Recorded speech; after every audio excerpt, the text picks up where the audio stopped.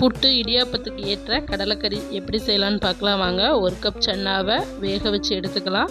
இதுக்கு தேங்காய் எண்ணெய் யூஸ் பண்ணால் தான் நல்லாயிருக்கும். தேங்காய் எண்ணெயில் சோம்பு, பட்டை, ஏலக்காய் இதெல்லாம் ஆட் பண்ணிவிட்டு பெரிய வெங்காயம் 1 கப், தக்காளி 2, கருவேப்பிலை இதெல்லாம் சேர்த்து நல்லா வதக்கிக்கலாம்.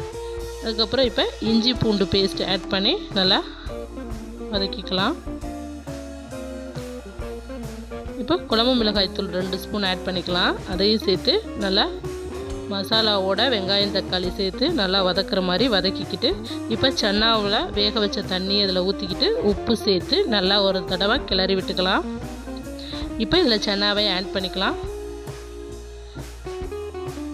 மேஷர் வச்சு நல்லா சன்னாவை மேஷ் பண்ணி விட்டுட்டு 1 கப் தேங்காய் பால் எடுத்து இதில் ஆட் பண்ணிக்கலாம். அவ்வளோதான், சுவையான கொத்தமல்லி தழை சேர்த்து இறக்கிடலாம். அவ்வளோதான், சுவையான கடலை